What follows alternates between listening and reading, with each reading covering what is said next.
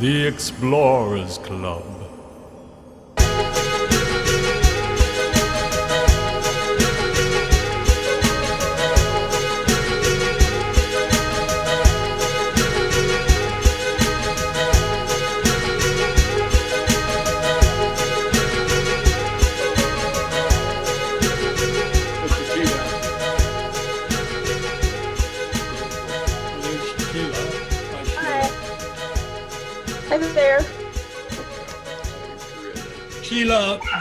Sheila went to Chateauroux High School. I know. No, grade school. I don't know. Chateauroux. No, she's not old enough to have gone to high school. I was in elementary school. Yeah. Likewise, I started junior high. So was Gregory. Who's got a dog? I do. This is my dog, Max. Is he going to be a problem? Well, let me see if I can hold him. You can mute. You can mute. Once I start talking, you can just mute. You should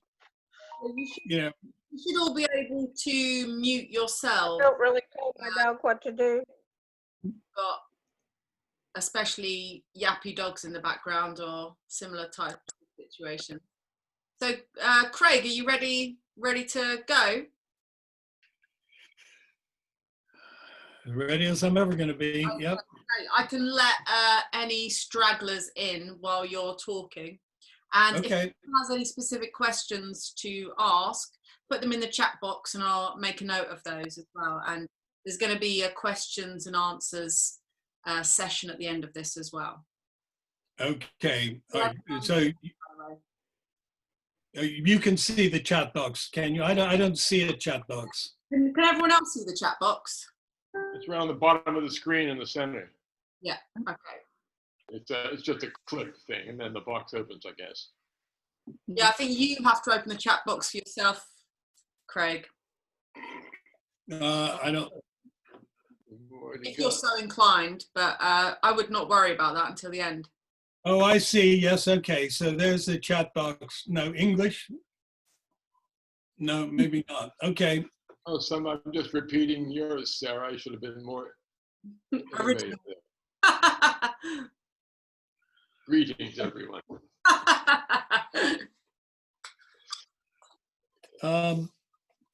Okay. Well, Sarah's asked me to talk about my adventure involving the Crystal Skull of Lubantuun. I'm not Anna Mitchell-Hedges, and I don't spend a lot of time in archaeology, but I had a series of interesting experiences. And for quite a while, I felt that things were connected in a funny way. And we all wondered if it was the crystal skull or just a series of lucky coincidences. So I'll start with a clip from the film was made by my cousin, Anthony Conforti. And we all went to Belize together. Anyway, let's get going.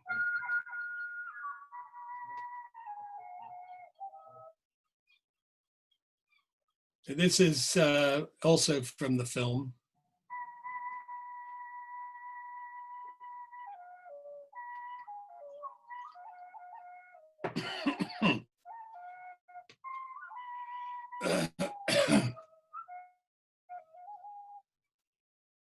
And that's a sort of full-on photograph of the crystal skull. There are crystal skulls, other ones, but this is the only one that has a detachable jaw. So it's almost exactly like a human head and jawbone in that it's carved or produced out of two pieces of crystal. My first connection with the world of the Maya was when I was 10. And I went to an auction in London at the back of a department store called Whiteley's in Queensway with my mother. and she bought a rocking chair at the auction. It was furniture, all kinds of stuff. And there was a box of antiquities, and I looked at it and kind of wanted it. There were some Ushabti figures, Egyptian Ushabti figures that they would bury with pharaohs and that sort of thing. Anyway, when the lot came up for auction, I raised my hand and pointed and said to my mother, "Mom, that's that box full of stuff." And the auctioneer said, "Sold." And so afterwards, we went up, and this box of antiquities, we had to pay 17 shillings and sixpence, which in today's money is 87.5 pence, or not quite a pound. I then took the box to the British Museum, and their experts sat with me and told me what everything was. And I had my little pen, and you can see my handwriting there. I wrote down what they were. And this one was from the Maya Pan culture, which is slightly north of Belize, but is in that part of the country. And then that was kind of it for the Maya. I went on to be a normal teenager and went to university. And after university, I came to London, where my mother, Margaret, was living, with the idea of becoming a macrobiotic teacher. I'd been macrobiotic for a year and a half, so I thought I knew all about it. And also to open a macrobiotic restaurant and sell macrobiotic books. The first macrobiotic food I sold was at the UFO Club, which is where the bands like the Pink Floyd and the Soft Machine would play. And you can see their food. They just say food. The food was brown rice, stuffed vine leaves, brown rice rissoles, and falafel.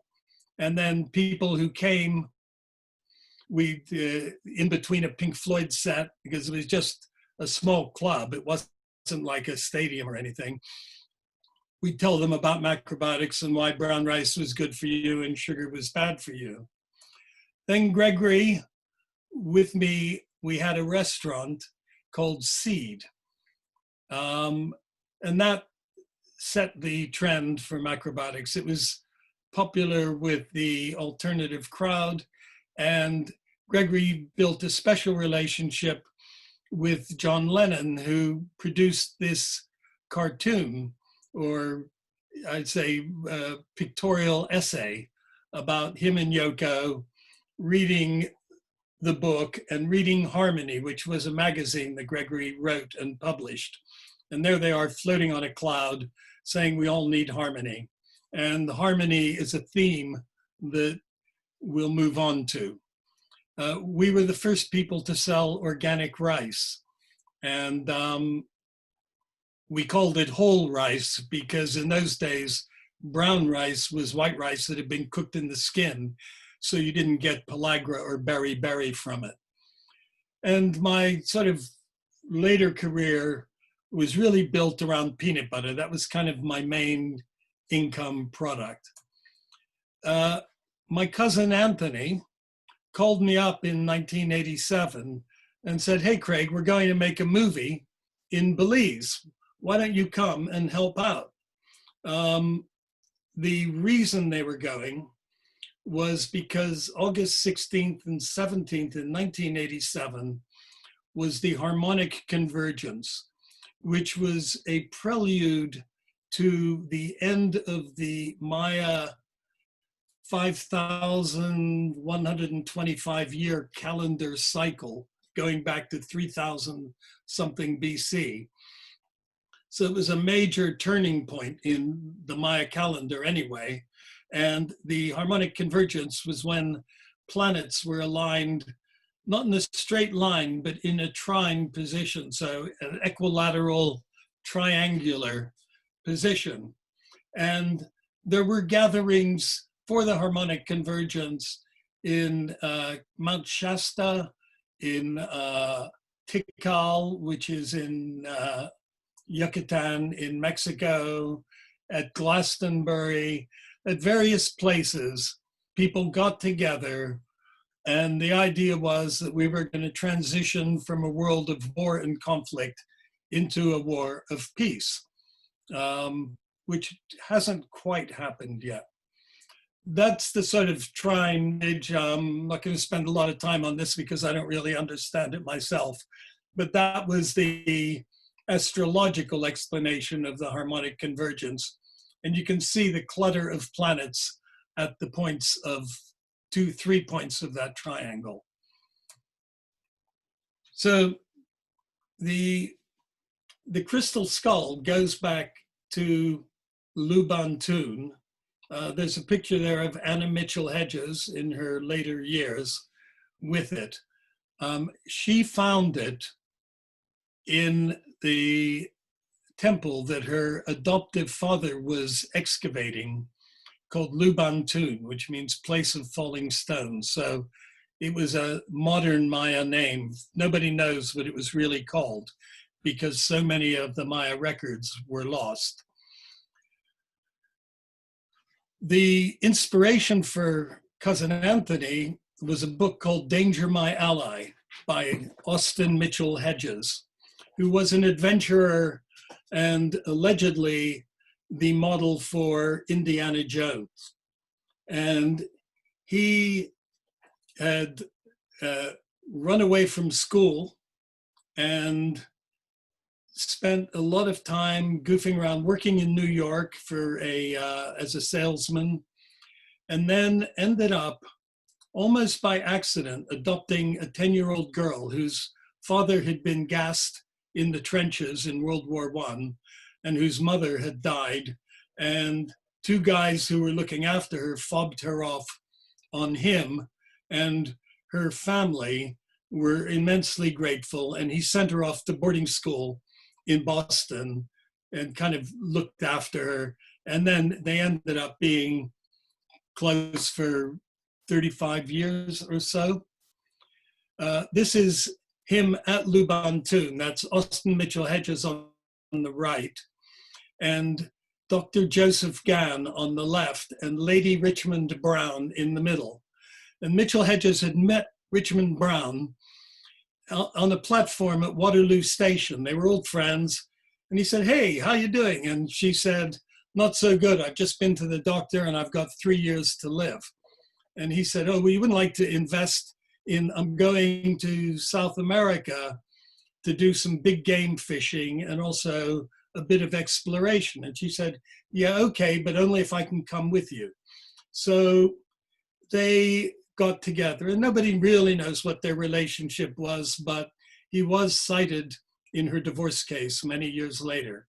And she lived a lot longer than the doctors predicted. Gann, the guy on the left, had explored various Maya sites in the past. And whilst our image of archaeologists is people who are meticulous, scraping away, making sure not to damage anything, in these days, a lot of it was just about getting as much stuff out of a ruin as you could.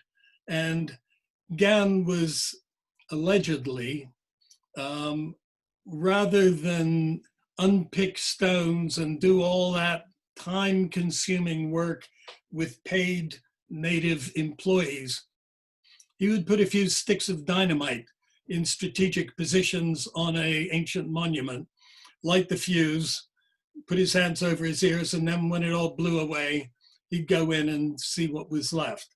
So, and Mitchell-Hedges did much the same. When I went to the British Museum, they had a collection of his stuff that he had given them, and it was all kind of the biddy stuff. The really good stuff he would take to antiquities dealers in Bond Street in London and sell it to them to finance his next archaeological expedition. Oops, have I overshot? No, wait a minute. Okay, this is a map of Mexico at the time of the Maya. And right in the middle of the green part there was where the Aztecs ruled. The Aztecs just as the Vikings and the German tribes moved south and conquered northern Italy, Spain, and generally increased their territory, the Aztecs from further north came down and conquered all the different tribes of Mexico. You know, the old British motto is divide and conquer. It's how they conquered India. It's how the Aztecs conquered Mexico. And the Maya were at the extreme end, but ultimately they also succumbed to the Aztecs. And I seem to have got my slides in wrong order, so I'm going to go back. Oops.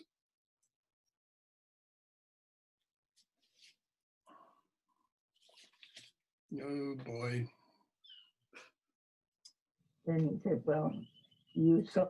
This, oh, sorry about this.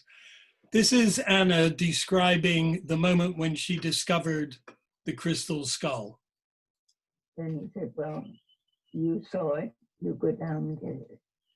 So they moved quite a bit so I could step on one stone to another to get down to it. And then I had to be very careful to come back because I had the top of the skull in my hand. And I was very excited, very nervous. And I passed it to my father. And that's when the Maya people sort of got tools and stopped praying and singing and talking to one another. And they were very, very happy, but there was a sadness at the same time. The message went through the jungle like a whoop, so quickly. I don't think the skull was out a day before people stopped coming. They prayed a lot around it, and they did play music and songs with the music things, you know, with little holes and like a flute.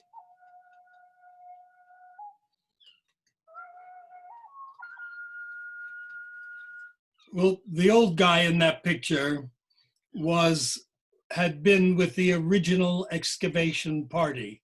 So he was about 80 something when we got there, but it was a steep climb up to Lubantuun, but nothing slowed him down.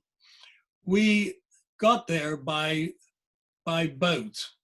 The roads in Belize are often impassable. We were there in August, which, because that was the Harmonic Convergence, and the rainfall in the month of August is equivalent to a year's rainfall in Manchester. And Manchester is famous for its rain. It's somehow, because of its facing the Atlantic with the Irish headlands to the west, it just gets a lot of rain. Anthony had arranged with Diego Boll, who was the headmaster of the Toledo Community College. That was the high school. Most of the Maya only went to grade school. Once they got out of 6th grade, that was it. They'd work or get married or whatever, but they didn't go to high school because the high school was such a long way away. It was, you know, your parents needed to be able to afford not just the bus fare, but the boarding, the lodging cost. 2 of my cousins are on this call. They probably know that my mother stayed with her Uncle Bill in Homer, Nebraska. And that's how she went from her one-room schoolhouse to high school. So Anthony had arranged with Diego to do the deer dance. And the deer dance is probably the most, this biggest embodiment of Maya history and culture. It's a 4-day dance, and I'll describe it when we get to it.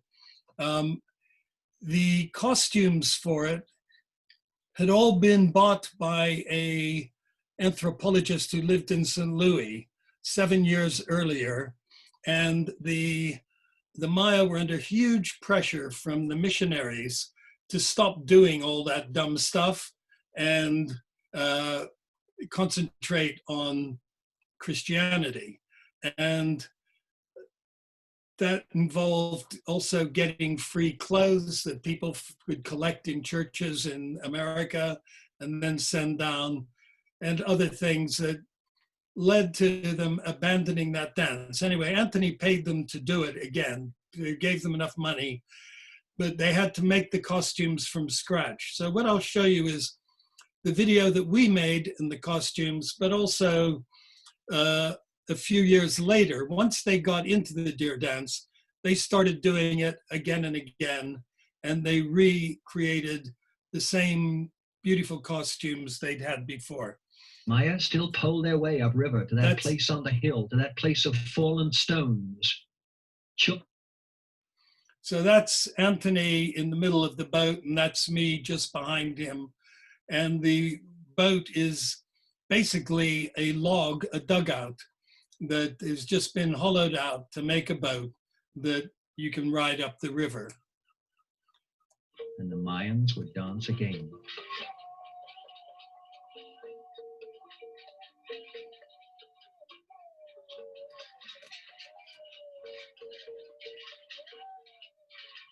Around the world, the media was calling this point in time the Harmonic Convergence. The Mayans knew nothing of harmonic convergence, but they did know that according to ancient... So in this picture, you have people in black masks, people in pink masks, and people with deer antlers and a jaguar, and they're also dogs. The black masks represent the first period of the dance, the 4-day dance, and they represent when the Maya lived in caves or underground. Again, Julia and Amy, you may know that your great-grandfather lived in a cave in Wisconsin after he went from Norway to the US. He lived in a cave for 10 years before he built a house when he got married. So that represents the kind of unsophisticated Maya. Then the pink masks represent the matriarchal horticultural period in Maya history. And what we take for granted today, foods like green beans, squash, pumpkins, tobacco, tomatoes, dahlias, which they grew for the tubers because they were a very nutritious food, green beans, all are what we call French beans. All of these were developed by Maya women in thousands of years ago. And so that's the pink mass, and that represents that period. Then on the eve of the 3rd day, in the dance, the leader of the men goes to the grandmother and said, "Grandmother, from now on, we men will grow the corn," because that was the big breakthrough. These women, and nobody knows how they did it. You can go to Monsanto, Bayer, Cargill, all the experts on corn. They know how to insert genes, they know how to read the map, the entire genome of corn, but they don't know how to make it. They don't know where it came from. There's a theory it's a plant called teosinte, a wild grass, but nobody's ever been able to create corn from scratch. If you go into the mountains of Syria and Turkey, you can find wild ancestors of wheat, barley, and rye, and you can see how they were brought forward. But with corn, nobody's been able to figure it out. But anyway, once the men started growing the corn, there was an abundance of nutrition, and a hierarchical society emerged with princes, warriors, and priests at the top, and then your artisanal classes, your what we'd call middle class, and then your peasants who are out there actually growing the corn and the amaranth that everybody actually ate. And the Mayans would dance again.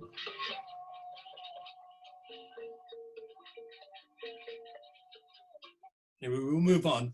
This was taken a few years later, and you can see that the costumes now are more sophisticated because they weren't pushed together in a hurry for Anthony and our camera crew to film.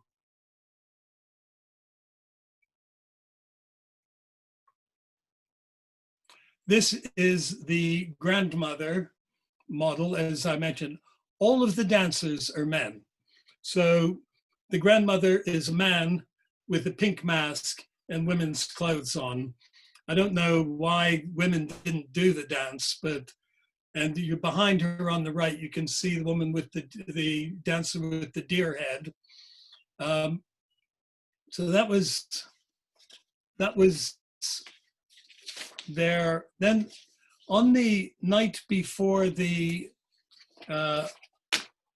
third day, the Prioste and his female counterpart do a quite complicated ritual, which involves a drink made of cocoa beans, allspice, and at what we call choicea ternata, or in gardening vernacular, Mexican mock orange or Aztec mock orange. And those flowers smell like orange blossoms, and the leaves have a strong orangey taste.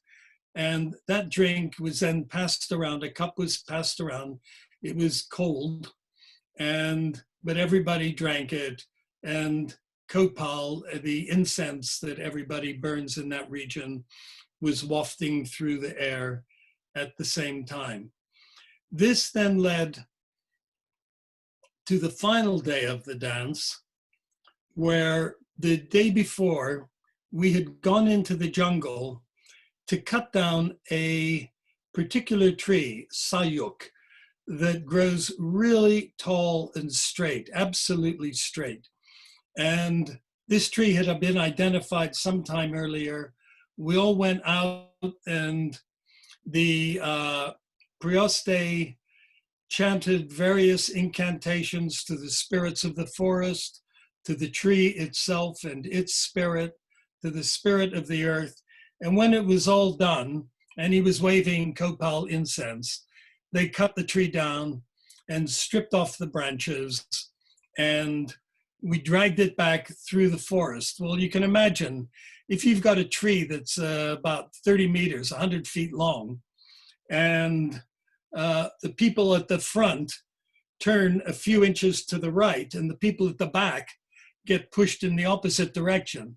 So there was a lot of shouting and falling over, but eventually we got the tree to the road, and there was a British army base. It's where they do jungle training, the Salamanca camp. And it had been arranged with them that they would provide a truck to carry the tree to San Antonio village, where the ritual, the final day of the ceremony, was going to take place. Well, the boss of the base pointed out that they had an inspection coming, a general was coming to check.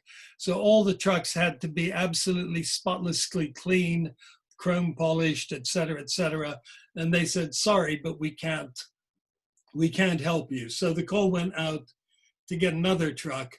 And meanwhile, me and Anthony, and we had a cameraman at this stage who had come. His name was Malcolm Electric Warrior. He was a Jicarilla Apache from there, just in the sort of northwest corner of Arizona, and of New Mexico, sorry. And he had long hair and was carrying equipment worth $100,000 plus, top quality Sony video equipment. And to the Maya, he was a bit of a mystery because they had dressed like that and let their hair grow long. But again, they wanted to conform and be businesslike, so they all wore short sleeve shirts and trousers. And here was this guy who was much wealthier than any of them, who looked like what they had been.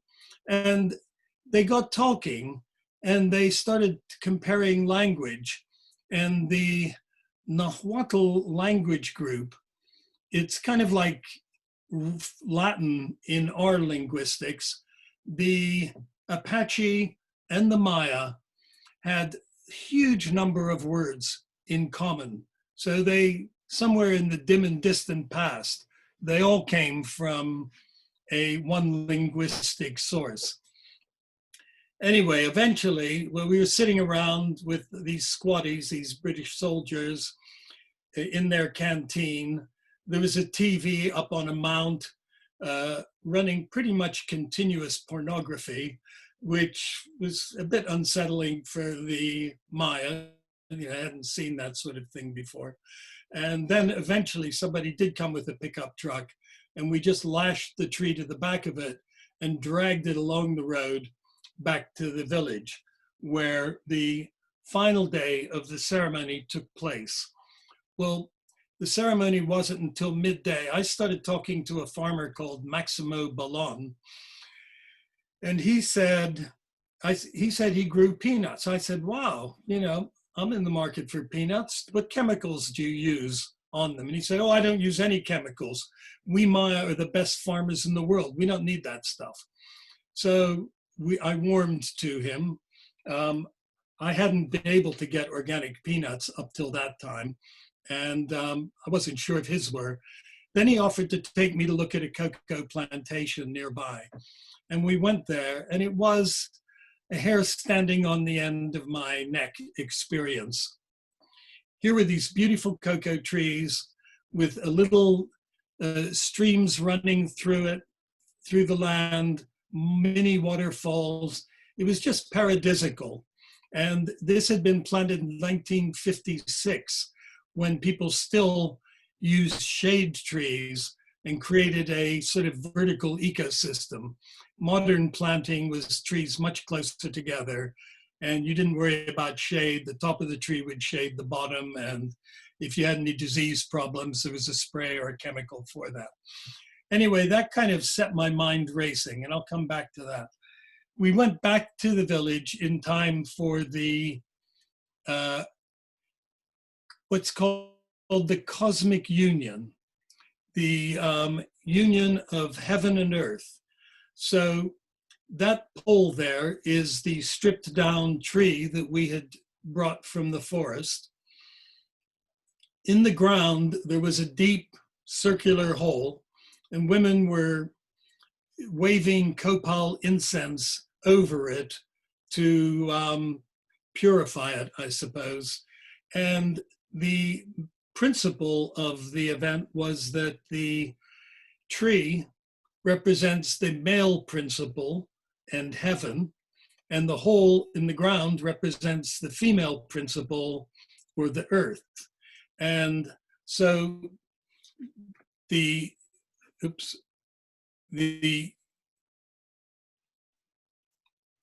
tree was put up, nice rainbow there, if you can see that.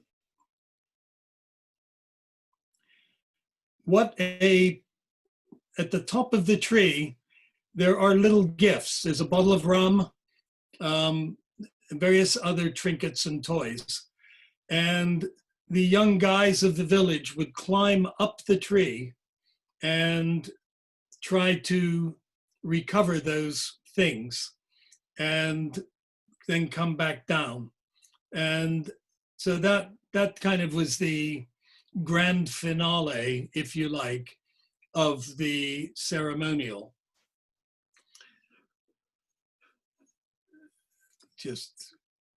Sorry, I didn't get that going, did I?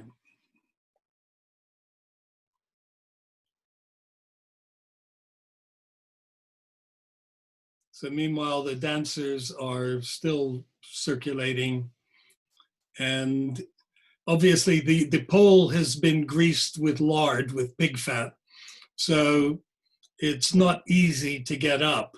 So the ones who went up last got the least good prizes, but it was a lot easier to climb than when it was slippery with all that lard. This is one of the oops, is, what's his name? Bear with me, caller. Was, One of the early Spanish chroniclers of the Maya, Bishop de Landa, wrote that Bishop de Landa, we'll go back to him. Bishop de Landa went all through the area and encountered the Maya in all their different locations, and was a scholar, and he encouraged the Maya to bring out their books, which were made of bark treated to make it last. There's still some that are still in good condition even today in museums.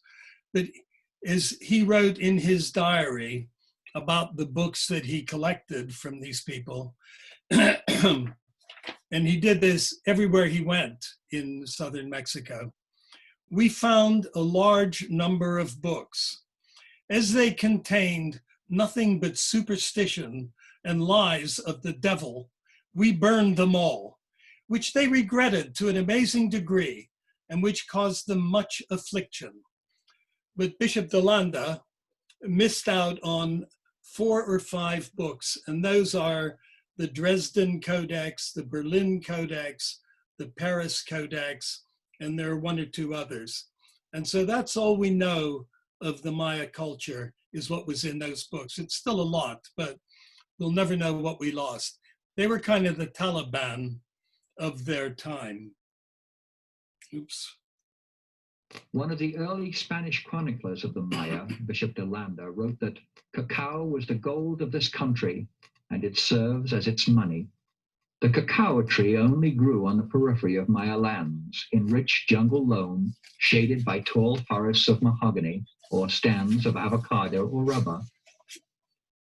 The bushy trees produce pods which yield seeds. These seeds are allowed to ferment and then are dried in the sun until they become chocolate colored.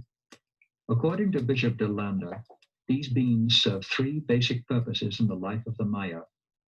They were ground and prepared as a drink that was relished by the Maya and seemed to refresh and nourish them.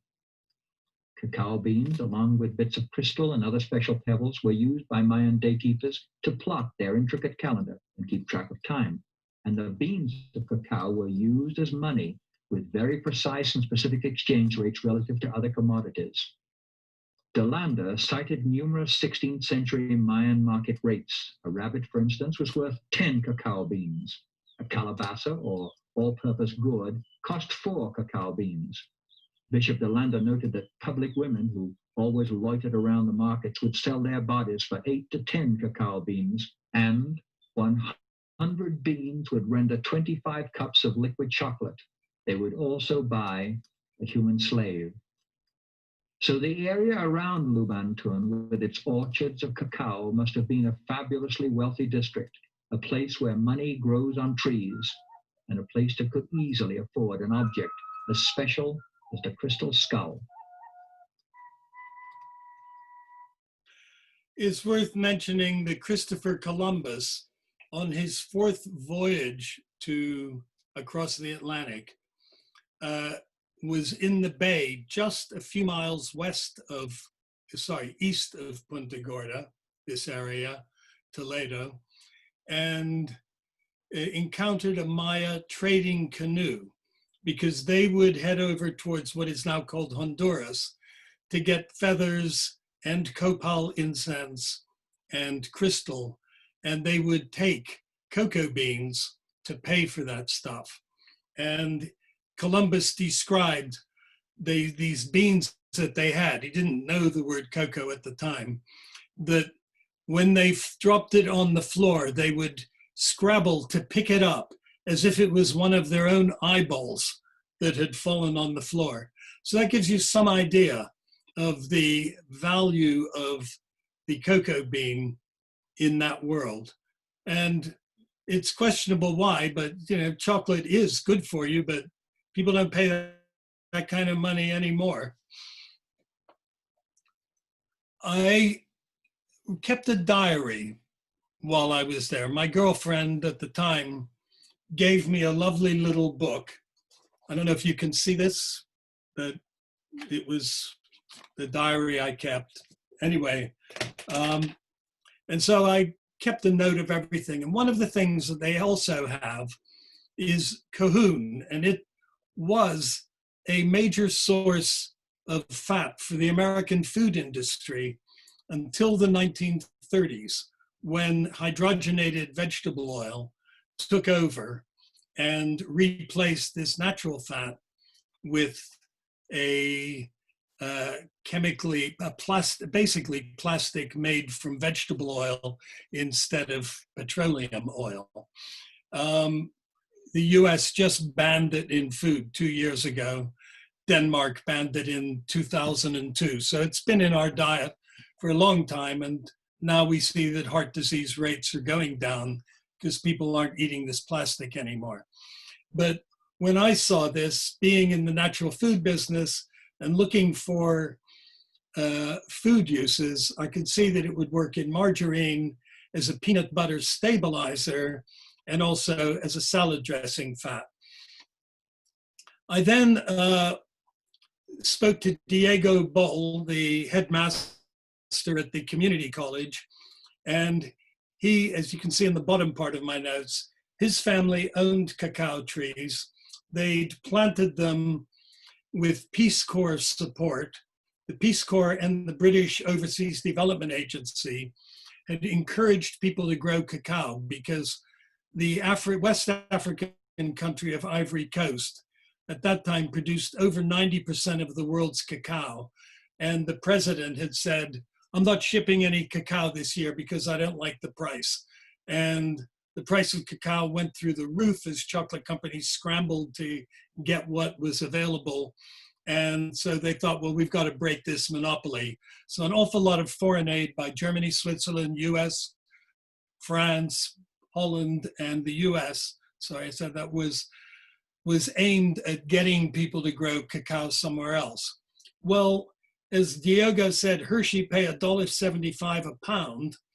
And so they are making good money. So a lot of farmers went for it. And in fact, they divided up reservation land so that people could plant cacao and keep ownership. Because up till then, you only owned land if you actually used it. And nobody was really growing that much cacao. I got carried away by all of this. And at the bottom here, you see the company was called Whole Earth Foods. And I thought of Maya coconuts, cacao nut spread that would be made with peanuts, cahoon palm oil, and organic cocoa, and date juice as a sweetener and salt. Because I was a peanut butter maker, so this was it was like a Nutella type of idea. And I had this idea that 1% on every purchase would go to a rainforest reforestation plan. Well, I was only 33 years ahead of my time. This kind of thing is now happening a lot. And that was really it for that visit to Belize. 2 years later, I took my son back and we camped on the banks of the river. You can see on the right-hand side, you might just see a rope hanging out of a tree and a rock. And he would swing from the rope out into the water. It was a little bit daunting for me. The river itself came out of the mouth of a cave. It was a river that had somehow worked its way through a limestone cave and ran for more than 3 or 4 miles through the cave before it came out the other side. It's called Blue Creek. And we camped there for 3 or 4 nights. And then I wanted to get back to town. Nobody had any telephones or any way of communication, but there was a place nearby that was the British Overseas Development Administration, and they had a telephone. So I went there and made the phone call to Chet Schmidt, who had the bed and breakfast where we were staying in Punta Gorda town, to tell him to come and pick us up.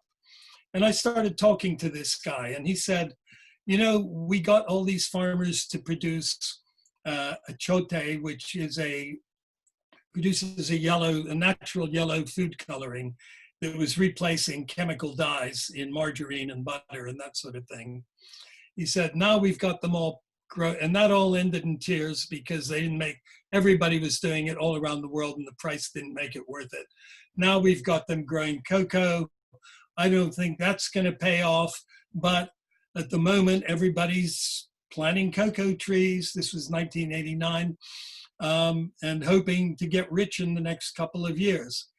He said, if I was really doing my job here, I'd probably be teaching these farmers how to grow marijuana in clearings in the jungle, because that's one way that they could really make money. He hadn't anticipated the wave of legalization that swept across the United States a couple of years ago. But it made me very interested in cacao.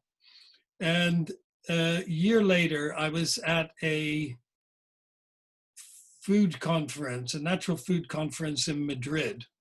And on the way back, my brother, Gregory, was a big fan of something called Bendix Sporting and Military Chocolate, which was about as close as Britain got to dark chocolate. It was about 50% cocoa solids.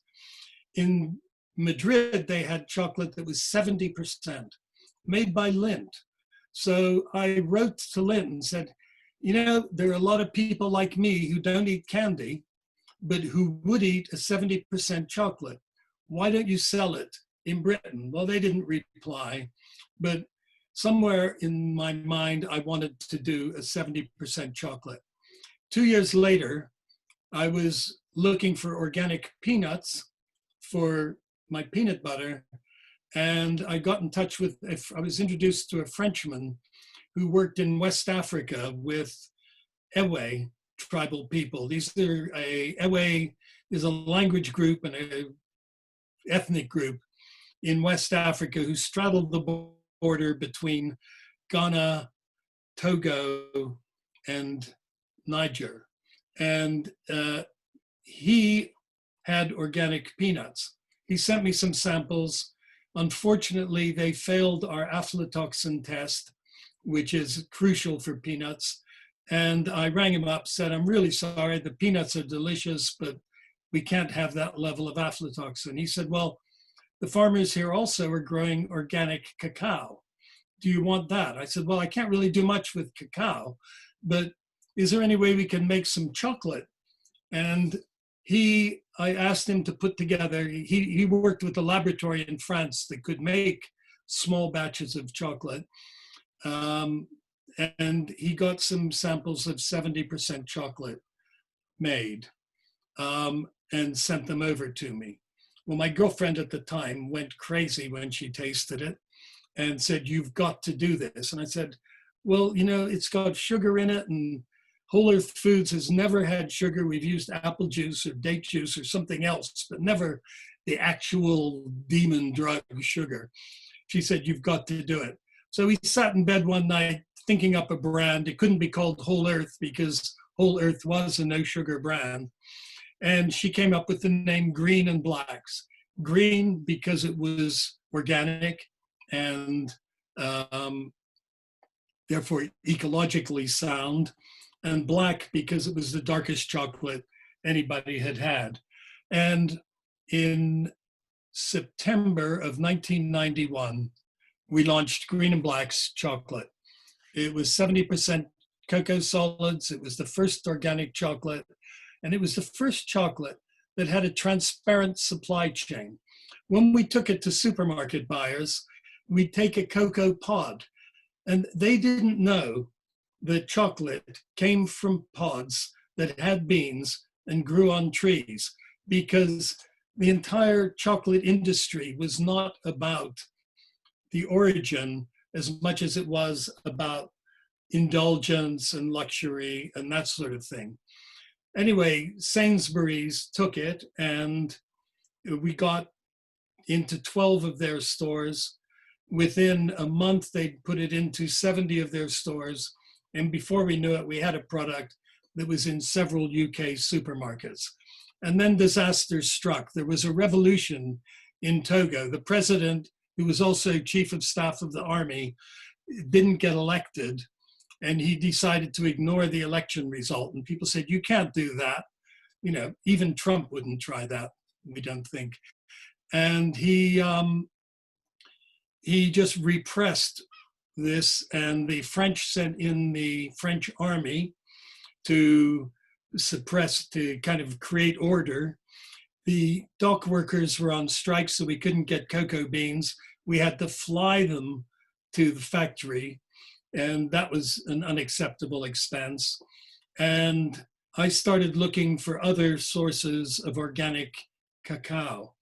And I remembered Diego Boll, the headmaster principal of the Toledo Community College.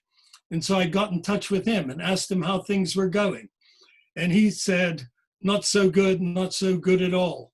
As you know, we were growing cacao because we were going to get $1.75 a pound from Hershey.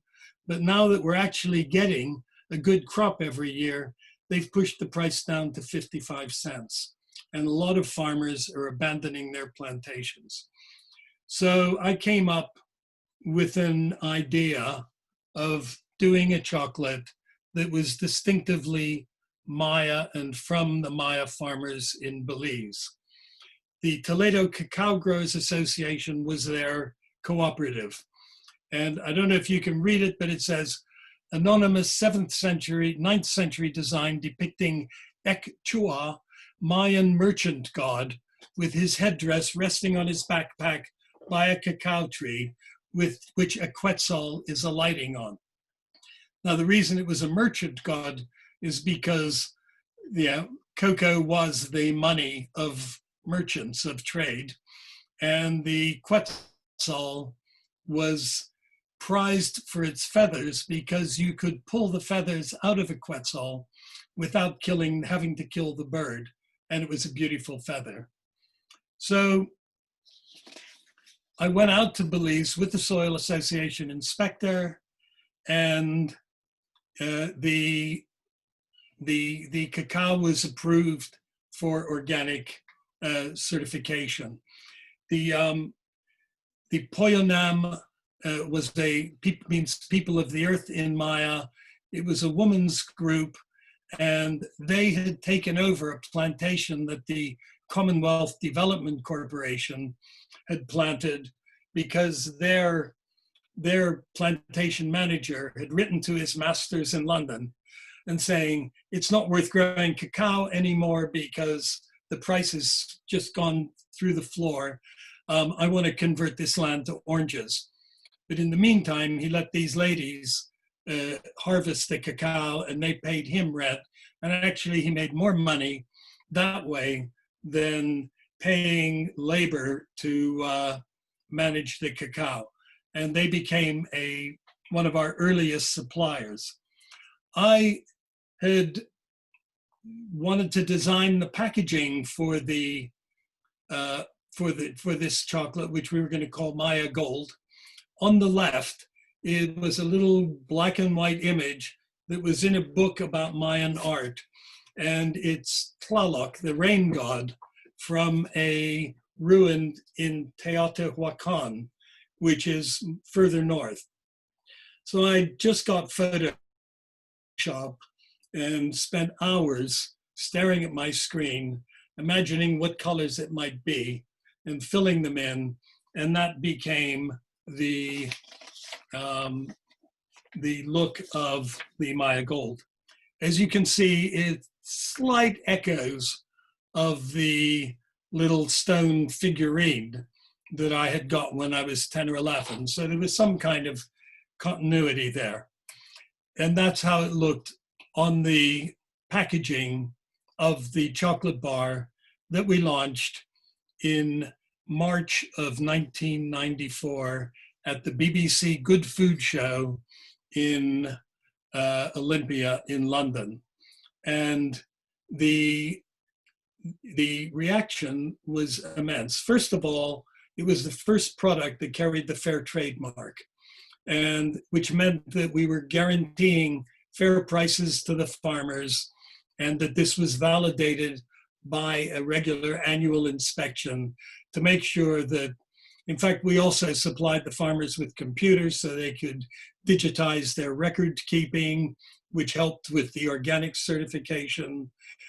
We put $20,000 into their bank because the bank was beginning to foreclose on cocoa farms, on farmers who had borrowed money to buy the cocoa trees to plant on their land to get rich at $1.75 a pound, and were now facing a repossession of their land. So that all worked really well, and because it was the fair trade mark, we had vicars and priests exhorting their congregations to go forth and multiply our sales. We had Oxfam stocking it in their shops, and every supermarket in the country wanted to stock it because of this wave of popular support that was from people who really, a lot of them found the chocolate challenging, but they supported the idea of fair trade. And within a year, fair trade coffee, fair trade tea, fair trade bananas, and fair trade sugar were all appearing on the market. And the fair trade mark has changed slightly, but it was a successful launch, and it has huge brand recognition now. And it's on all the Green and Blacks products. I went to Belize about 14 years ago, and Silvana Cho gave me this, made a little speech of thanks, gave me a hand-woven bag and a Maya atlas. And the Maya atlas was another project that we had supported in the years before.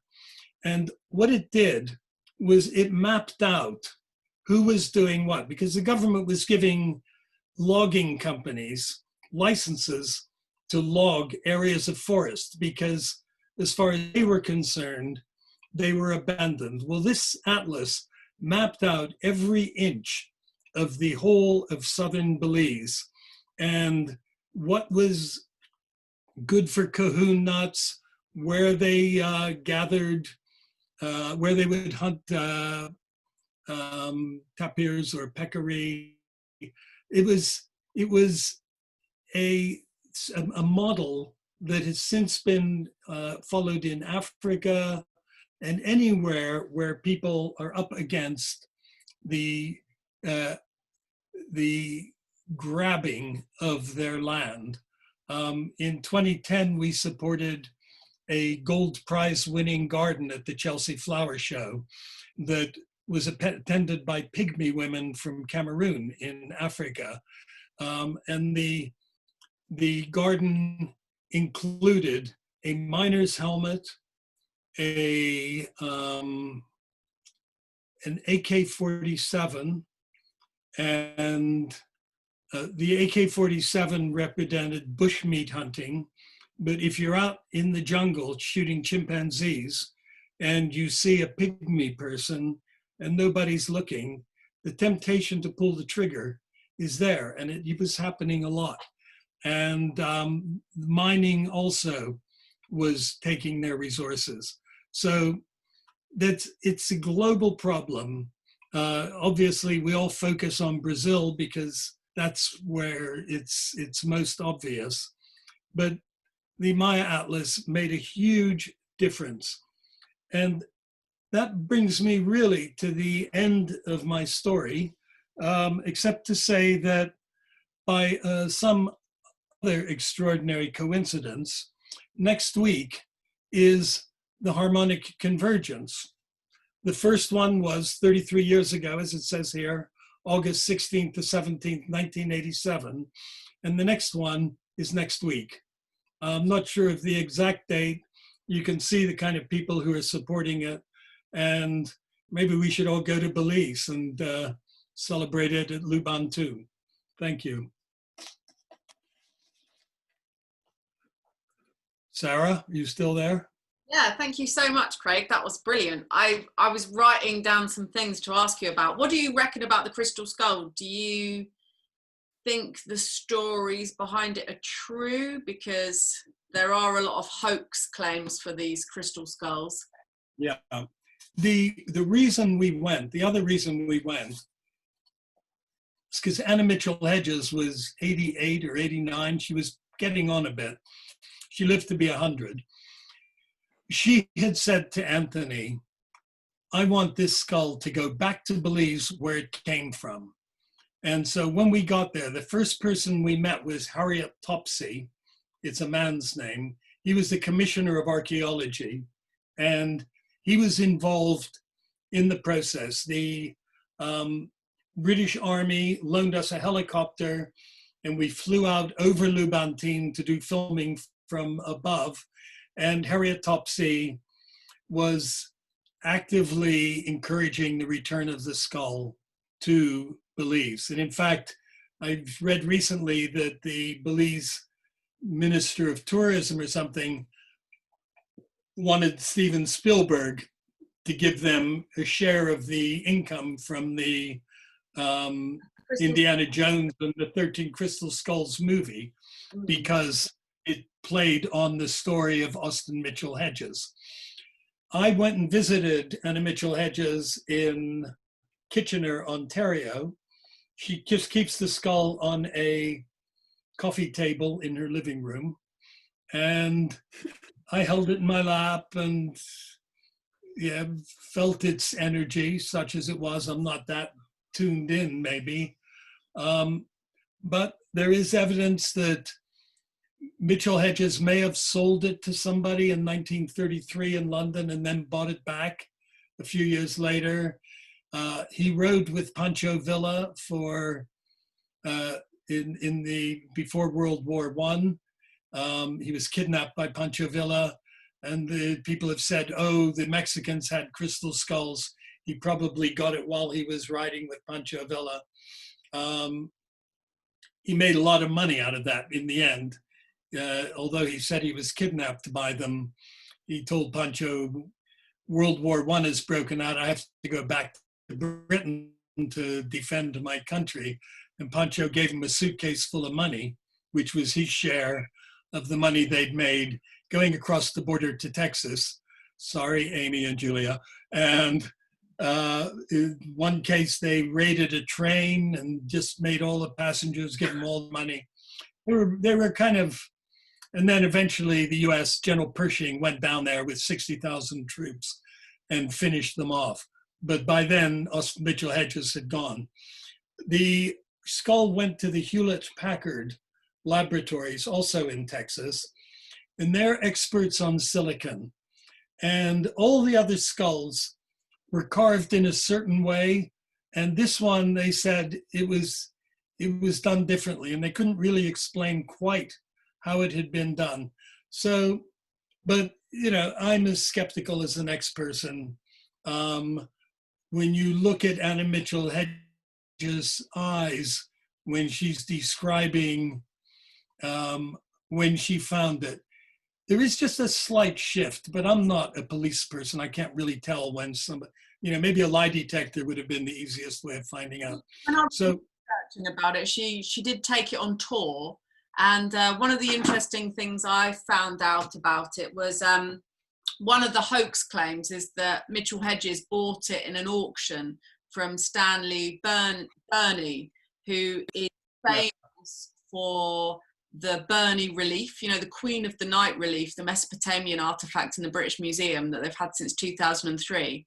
And I didn't realize there's actually some controversy about whether the Burney relief is real as well. So there's apparently there was a famous crystal skull maker in France. There was like a workshop in Europe where they were using Brazilian quartz to make crystal skulls. Well, even my antiquities, when I went to the British Museum, there was one of the For You Shopti figures was a fake.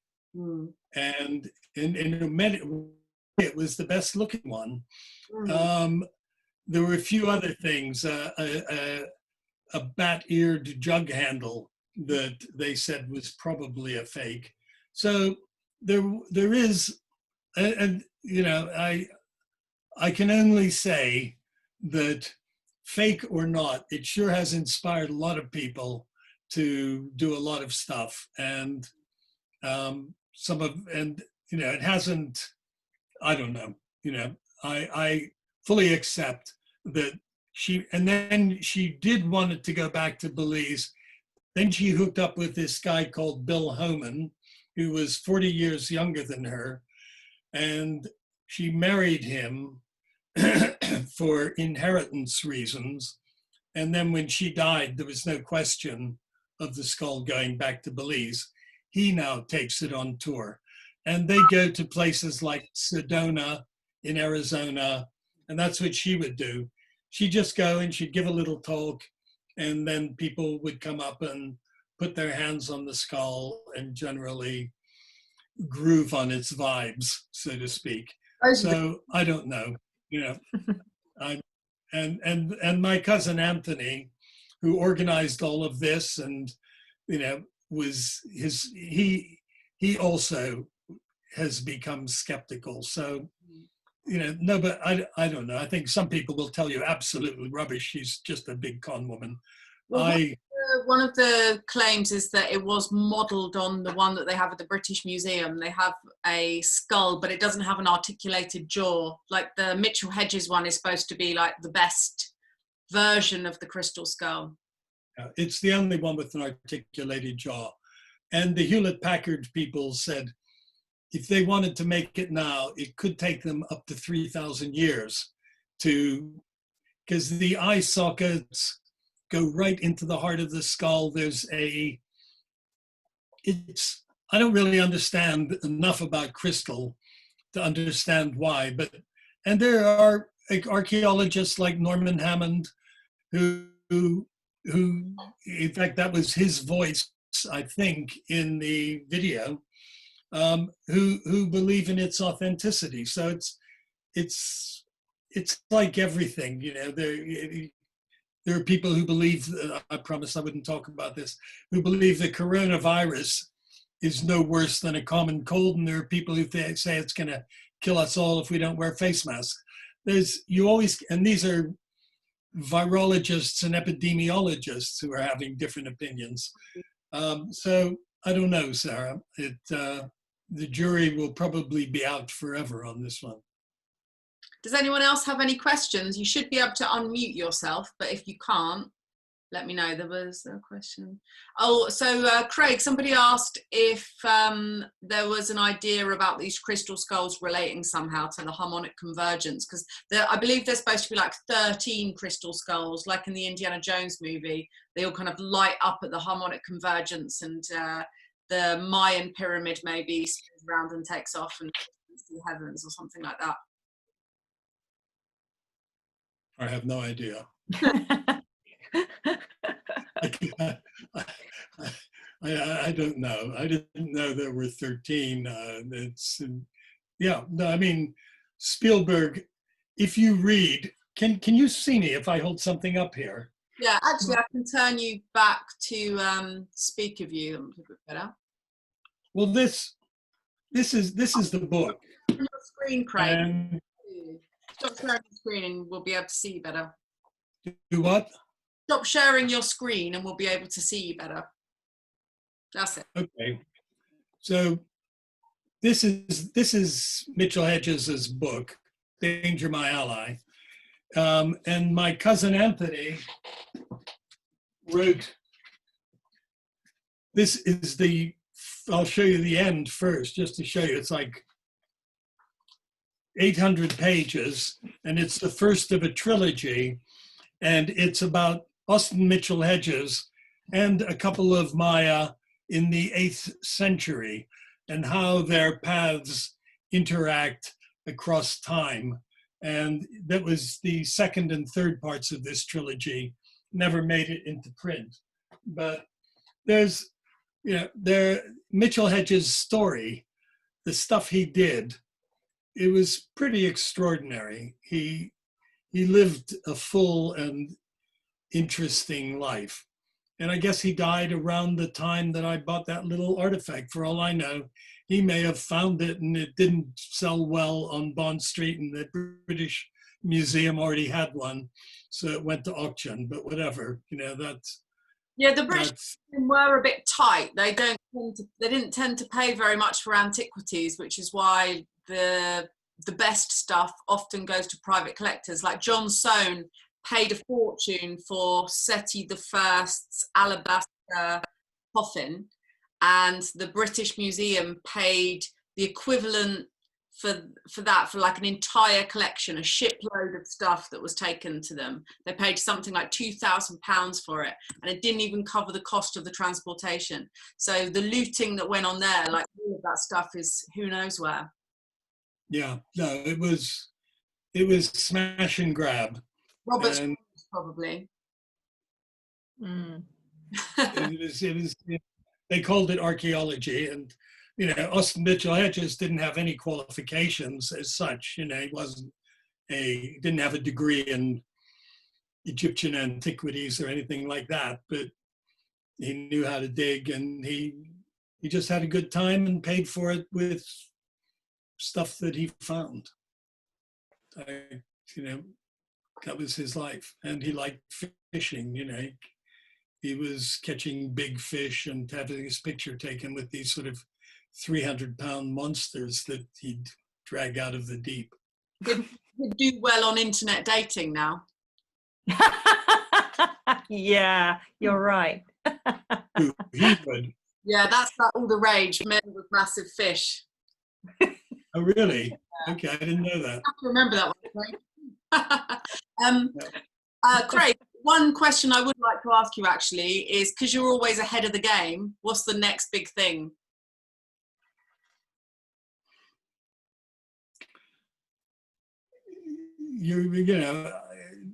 This question is not a setup, but thank you for asking. The answer is that up till now, we all worry about Brazil because they deforest 1.4 million hectares of the Amazon every year. But at least one of the people on this call lives in Arkansas. And Drax, the British power station, deforests 1.5 million hectares of Arkansas, Mississippi, and Louisiana every year. They strip those trees out, they turn them into pellets, they coat them in plastic so that they don't absorb moisture from the air, and they ship them across the Atlantic to a power station in Yorkshire where they get a huge, it's something like £1 million an hour subsidy to burn it, because the EU requires renewable energy. We all get fretted about palm oil because the EU requires we have a renewable fuel obligation. And if a country doesn't burn 10% of its fuel from renewable sources, then it gets fined under EU law. So palm oil comes from Indonesia. 2/3 of the palm oil that comes from Indonesia ends up being mixed with diesel fuel or burned in Dutch power stations. All the rapeseed you see growing is the yellow fields in the spring. They end up mixed with diesel. French have produced much more wine than anybody can drink. I mean, everybody drinks Australian and Chilean and Argentinian wine anyway. So they convert that into ethanol and mix it with gasoline. And the Midwest, all that corn, half of America's corn is turned into ethanol and mixed with gasoline. So we are burning, not just burning huge amounts of stuff that could be food for people, but we're also destroying forests and the fertility of the land in order to do it. What's the answer? What can you do with those trees if you don't burn them? Turn them into charcoal, grind up the charcoal and put it in the soil.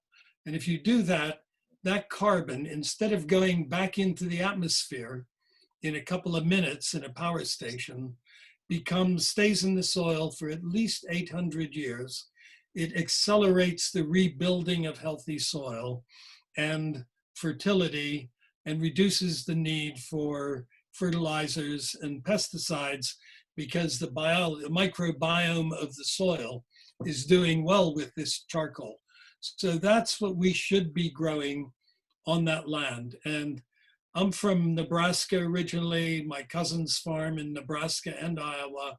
They should be growing trees.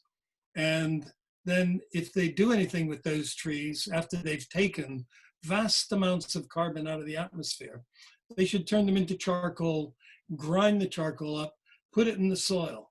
My grandfather's farms, and there are 2 other grandchildren of him on this call. My great-grandfather plowed virgin prairie in Nebraska that had over 100 tons of carbon per acre. When I was born in 1944, that was down to 10. It's probably around 5 now. There was terrible erosion of all that land. Most of it went down the Mississippi and ended up in the Gulf of Mexico.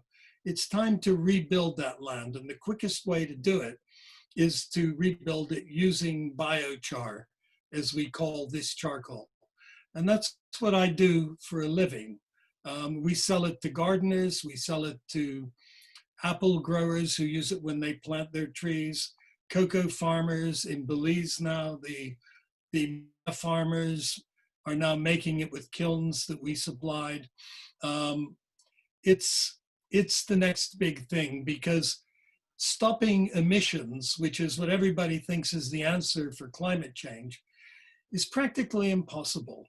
You know, it's just really hard to get people to stop switching on lights, driving places, cooking food, all the stuff we do that creates emissions.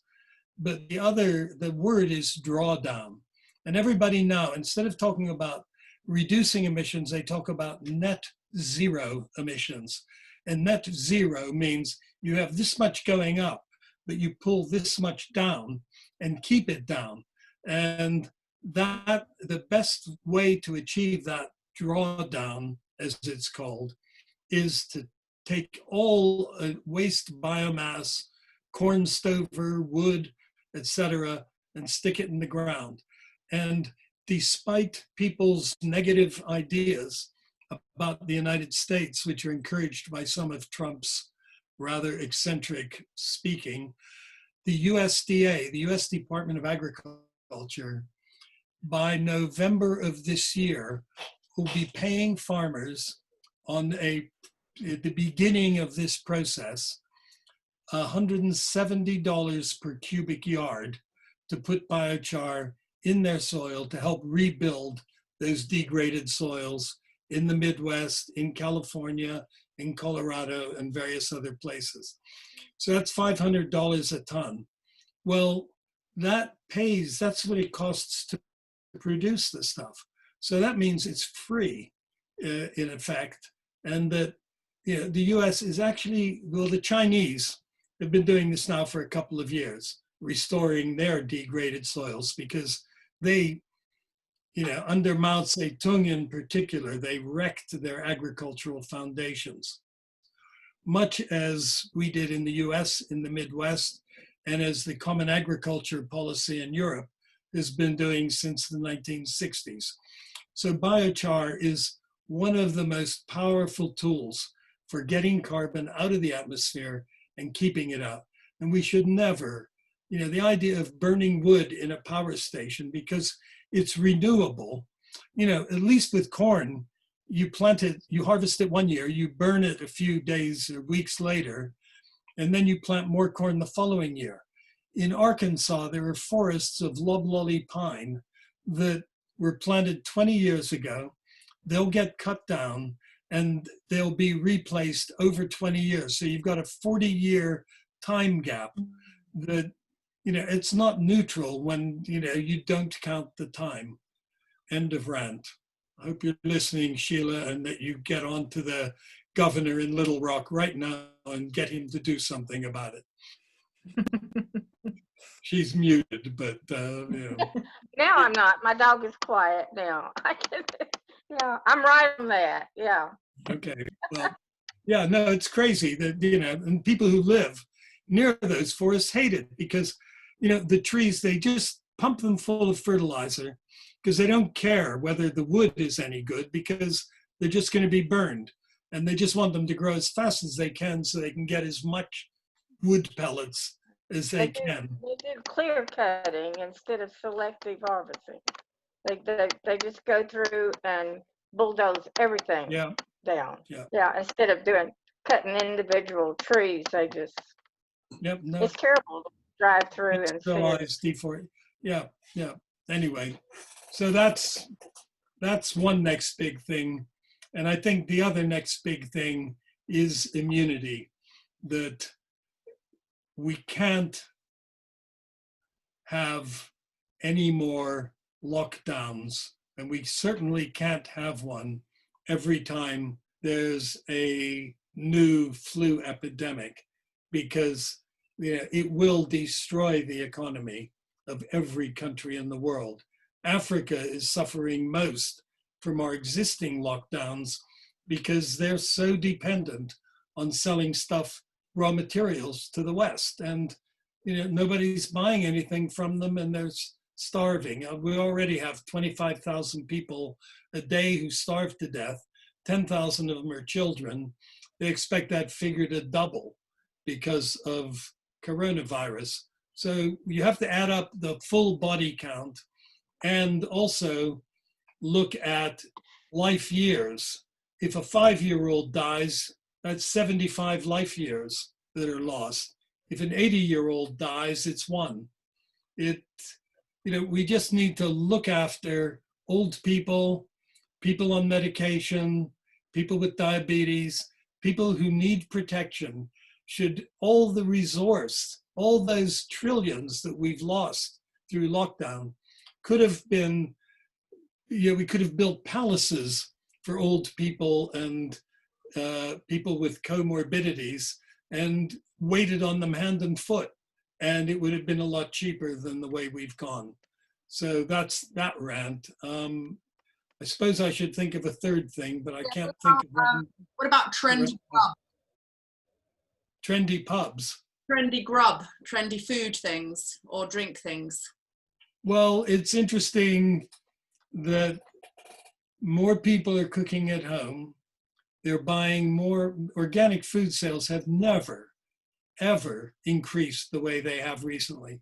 It's still a drop in the ocean. Ultimately, if this chicken is $4 and that chicken is $8, most people will buy the $4 chicken.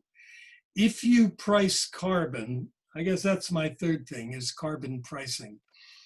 If you put the price of carbon emissions into everything, then particularly with organically grown food, because I did it, actually, let me see, I'll show you here.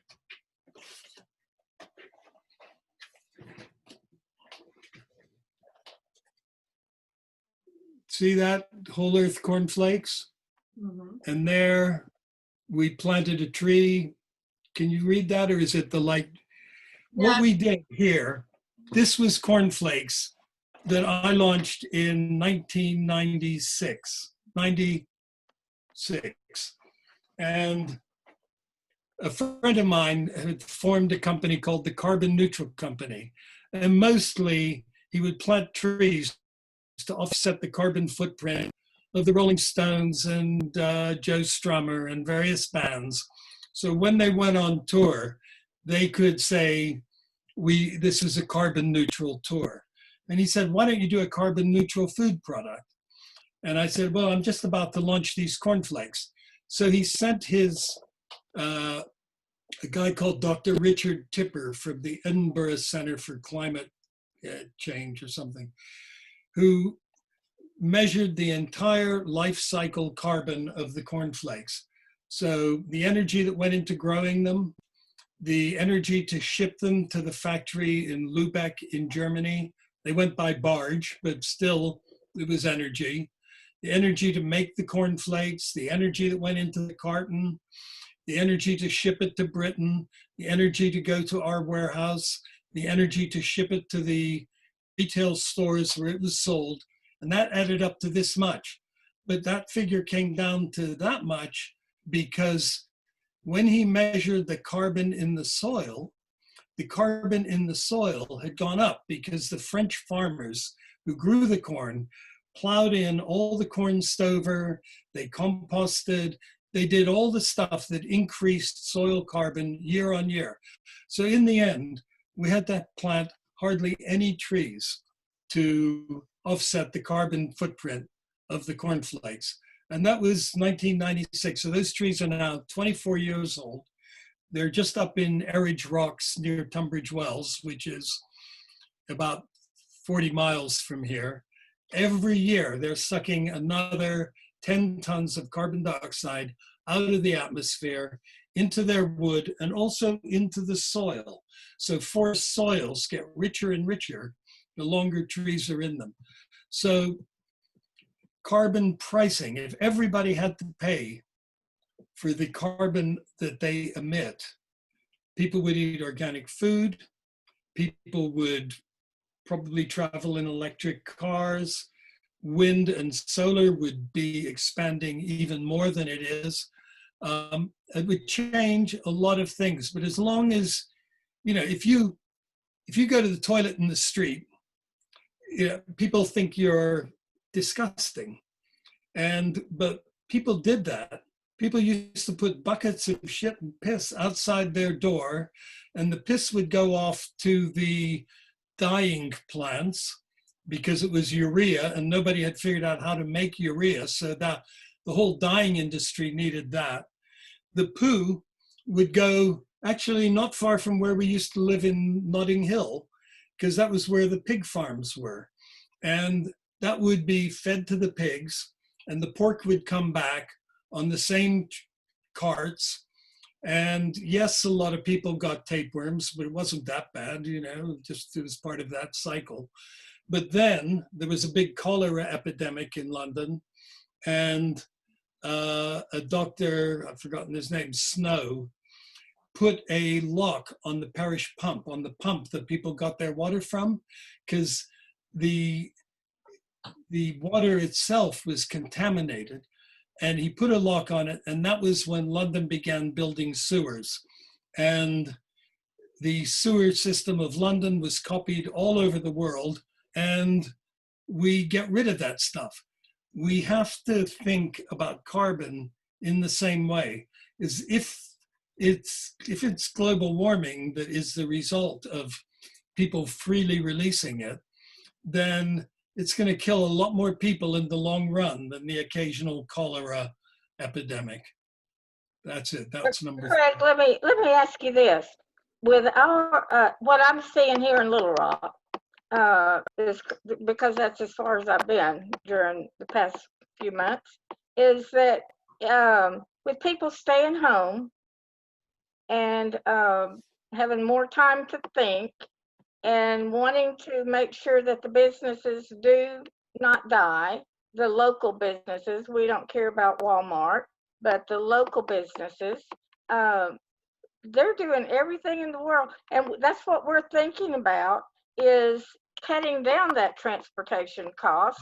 And we're not really thinking about what's happening in Africa because we're buying at home. Yeah. But so, I mean, that's kind of Africa's problem, you know. But if we're worried about keeping our businesses right here open, we're going to concentrate on not using the ships to bring things from China. We're checking to see where things were made. We're checking to see, you know, what kind of transportation is used. And we are. And the shops are being wonderful. I mean, they will meet you outside, you know, with a mask on and hand you your what you want to buy. No, so that's a local mind frame that we see just really growing here, but we're not thinking about the global economy. We're thinking about the local economy, and you know, the president's worried about and the governor's worried about the global economy, and we're not. Well, the old Friends of the Earth slogan was think globally, act locally. And that's kind of what you're doing. we have 20 acres of land just outside of Hastings, and I rent 7 of them now to a young couple, 5 of them to a young couple who are growing organic vegetables on that land.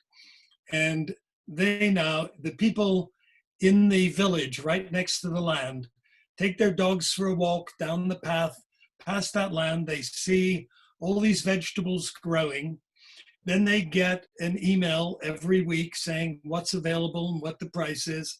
Right. They place their order, they go there, they collect it from the people who are growing the food. You know, you just can't get more local than that. And Right. it makes a lot more sense than flying green beans from France or Spain. Right. You know, so, Exactly. Yeah. So, and that's what we see. That kind of attitude. People are at home. You know, they have. I mean, it's a break in the whole busy, busy, busy. You know, nobody's busy anymore. They're stressed, but not busy, and have time to think about. Well, I don't have to ship things from China. You know, and have time to look at the labels and. Yeah. Well, Craig, we all have telephones. Sorry, Sarah.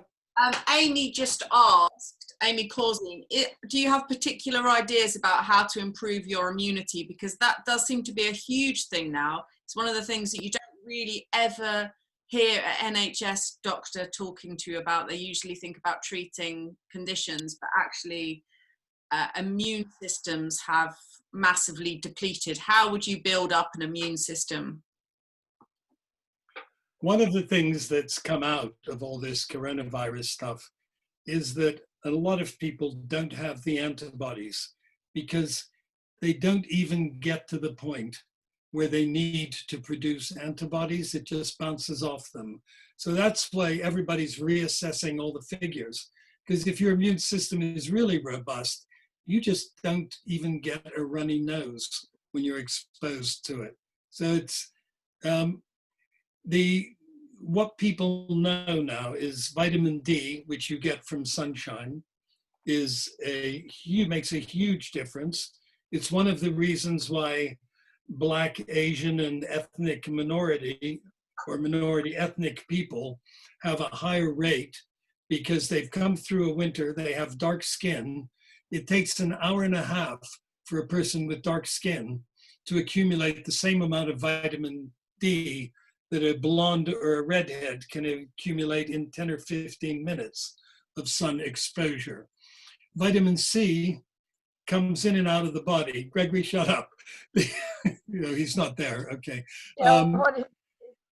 The vitamin C is what in China, they're doing it intravenously in Wuhan.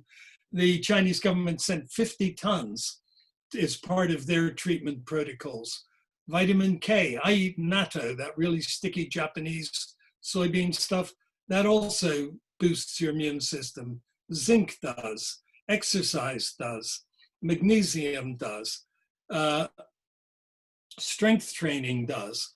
There are lots of ways. And putting kids, locking them up at home where they can't run around and they can't get out in the sunshine, that's really, and even for adults as well, you're much more likely to get infected in a room with somebody than you are outside. So, but that's more about infection. It's how do you build the immune system? I think people just need to understand that. Instead of having track and trace, do a blood test on people every month and say you need more vitamin D or your vitamin K is too low. And that would save a lot more lives than ventilators. Yeah. Sorry, hello, can you hear me? Yep. Yeah. Yeah. I was just going to say, I was reading about a study in Sweden today about coronavirus, and they were saying that a lot of people that didn't have any symptoms at all had actually developed T-cell immunity. They don't have antibodies to it, but the figures that they were coming out with were that twice as many people had T-cell immunity as had antibodies, so that people that aren't even really getting it. And so the bottom line is there's maybe 2 or 3 times as many people immune as we previously thought, which was quite a lot anyway.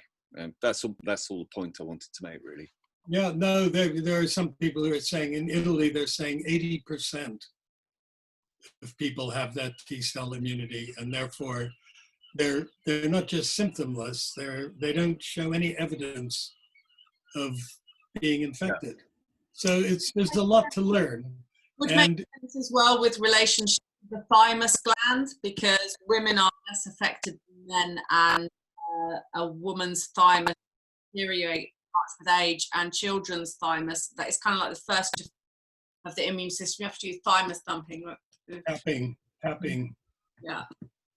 you know, that whole area, you know, the whole tapping thing starts at the head, but then that's the finale, is the thymus area.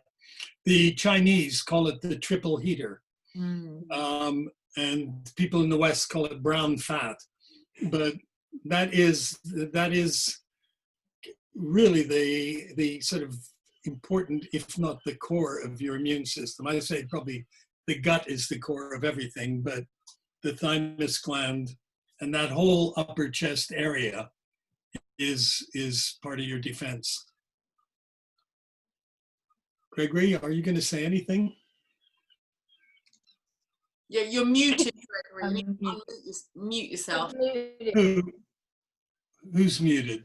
Not Gregory me. is. Gregory is. Unmute, Gregory. All right. Here you go. Hello. I just want to, on your behalf, point out that you know, you were almost conflating the logging in the Amazon with logging in America, but there's no suggestion that we should log the Amazon and turn it to charcoal and bury it, though. Which is like, Interestingly, Brazil's steel industry relies on eucalyptus charcoal. So that's unfortunate. So yeah, but that's not logging virgin rainforest. all right. And of course, the original use of biochar was the Amazon civilizations. And with LIDAR, you know, this new technology where you can fly over land and see the patterns where there were fields and roads before, they're finding that most of the Amazon was cultivated but with the use of charcoal as the mains. All their waste got charred and put into the soil. So it was a mixture of biochar and fertilizer. And so a lot of people are saying in Brazil, oh, what's everybody worried about, man? You know, before all those indigenous people died of smallpox, colds, and measles, they were farming this land anyway. And it's true, they were. And then the jungle took over because they all died in a 20-year, you know, they all died of diseases they had no immunity to. But they weren't feeding it growing soybeans to feed cattle anywhere else. No, they were just feeding themselves. And I have a theory. Sorry? Like our grandparents' farm, it was more sustainable. Yeah. You ate everything you could grow on the farm, you grew on the farm. And then, like our grandfather would drive his eggs into Sioux City every Thursday, deliver them to Safeway and other stores, and then buy flour, sugar, whatever it was that they couldn't grow on the farm. And in fact, there's, I don't know if you've heard of John Prine. He sings a song called Egg and Daughter Night. I'm going to turn something off that's going to burn otherwise. Okay. Well, John Prine has this song called Egg and Daughter Night. And it's based in Nebraska. And it has a line in it. It's about farmers would come to town on Thursday night because Friday was payday and Saturday was shopping day. So they would deliver their eggs to the stores on Thursday, and they would drop their daughters off at the bowling alley or the roller rink. And so if you wanted to see the farm girls, your only chance really was Thursday night, because that was Egg and Daughter Night. And one of the lines from the song goes, if they knew what you was thinking, they'd throw you out, they'd run you out of Lincoln, meaning, because that was, and of course the girls were cooped up on the farm all week. This was their only chance to see boys. Anyway, that we digress. Yeah, but it's, I haven't had dinner yet tonight. Sort of. You what? No, I'm sort of got dinner going here. I'm quite starving, and but it's been a good talk. And Roger Ron did an album, The 13 Crystal Skulls, The Mystery of the 13. No, I didn't know that. Did he? Yeah, there's a trance album. Either Tip, I don't think it's Fongal, I think it's before Fongal, Tip, the Infinity Project. Okay. I'll see if I can find it. So did they do that? Was that a spin-off from the Spielberg movie, or, well, who knows? I don't know, but they haven't paid royalties to anybody. Yeah. No, well, Sarah asked about them as well. I know, yeah, okay. Yeah, no, I'll just do my last thing on the theory that because the Amazon civilization was wiped out by disease, the Amazon rainforest sprang up and sucked huge amounts of carbon dioxide out of the atmosphere. Meanwhile, in Europe and Central Asia, right across to China, up to a third of the population in many areas died of the bubonic plague or the Black Death around the same time, the 16th century. And what happened in the 18th century? The Little Ice Age, that so much carbon dioxide had come out of the atmosphere that instead of global warming, we had global cooling. And they have Thames fairs where there would be markets on the ice on the River Thames because you didn't have to pay anybody for your pitch. And that's when all that Dutch imagery of people skating along the canals came from. And then the Industrial Revolution happened and we started burning coal, and that got us out of what was a very difficult situation. Crops were failing because it was so cold during the summer. And, so we have a tremendous power to control the climate. And, it would be tragic if there was a real plague that wiped out too many people, because we would have global cooling again. But at the moment, that isn't the problem. Anyway. I suppose we can always burn their houses down. All the unoccupied houses, yeah. We need like some more witch hunts or something as well, maybe. Yeah, but it only takes about 100 pounds of lumber to burn a witch, pretty much, But you've obviously they always come back. I said they always come back. You can burn them, and they're gonna come back. Yeah, no, I know. Well, that was marvelous. I think we've covered all the bases. Does anyone else have any other questions that they'd like to ask Craig? Do you still follow food fads and stuff, Craig? We really are kind of like non-stop fadding at the moment with food trends and lifestyle trends. Do you still follow stuff, or do you think like we've pretty much covered everything now? I have lived on rice and vegetables, brown rice and vegetables, as my primary food group. But I eat absolutely everything. I have no, I say that, I don't eat pork, I don't eat beef, and I, rarely eat meat. But from every stallion to everyone, what's the next avocado? Can I come in for a second here? The food. This is what I'm now drinking. This is cherry juice, which I have self-fermented. It's a couple of days old, so it's a little bit like a sort of mild cider. It's got a nice head on it. Oh, that is delicious.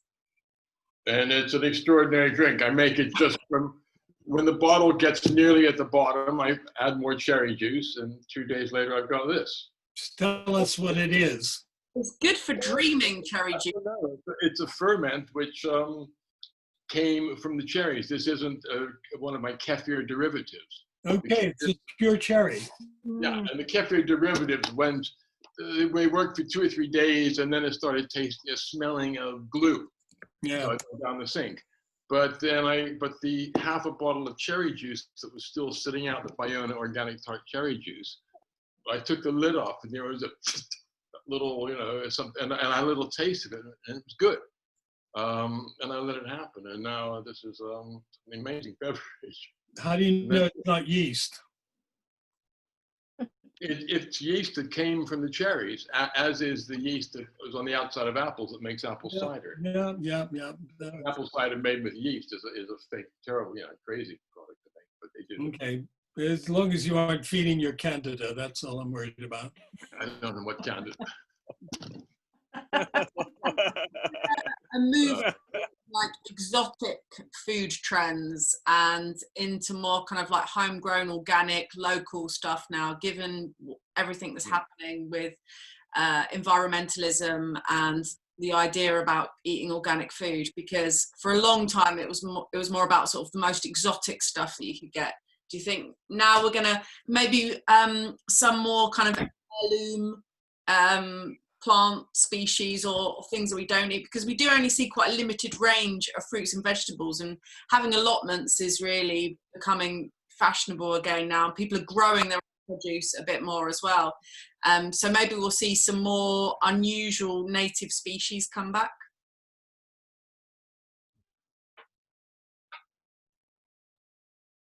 Well, allotments, there's a 90,000 waiting list for want an allotment and can't get one. So that tells you something. The other, this is kind of slightly tangential, but when people grew corn, if people live on a diet of corn, they get pellagra. And that was a big problem in the South because people were only eating corn. And what people have realized, there was a guy called George Metellian, a company called Health Valley, who started making amaranth cornflakes. And amaranth is a seed that has an incredible range of amino acids. And it's almost like there are 2 parts of a jigsaw puzzle. The corn is the most productive plant in the world in terms of protein and carbohydrate per acre, but it's nutritionally deficient. And the way that people prepare corn in Mexico helps to compensate for that. They lime it. But what really makes a difference is if you cook it with amaranth. Amaranth are these big, Love Lies Bleeding is one variety of it, but it's those tiny little red flowers on spikes. And when Cortez took over in Mexico, he did it by getting the Maya and the Toltec and the Olmec and the Zapotec and all the people that the Aztecs were suppressing. He said, let's go and get Montezuma, help us, and we'll all be free. Well, as soon as they got rid of Montezuma, it's, actually now we're in charge. If you think Montezuma is bad, just watch what's coming. And those same tribes that had helped them overthrow the Aztecs rose up against the Spanish. And what the Spanish realized was that the resilience and strength of those people was because they were eating corn with amaranth. So they banned the growing of amaranth. And it's because it's red and because it's like the plant is 6 feet tall. You can't really grow it quietly or secretly. And they would cut the hand off any farmer who was found growing amaranth. So that created, people stayed alive, but they were just that little bit more listless and they didn't, and yeah, that whole image of the Mexican with the hat pulled forward, mañana type of thing, I think goes back to that nutritional deficiency. And the Mexicans now are bringing amaranth back into their diet. they have one of the world's highest levels of obesity and diabetes, and they need to do something about their diet. And so the trendiest food you could eat in Mexico is actually the food that your ancestors ate 400 or 500 years ago. Mm. I've just put a picture of it up. You can see it'd be very hard to grow it undercover. If it's illegal, it's very obvious plant to spot.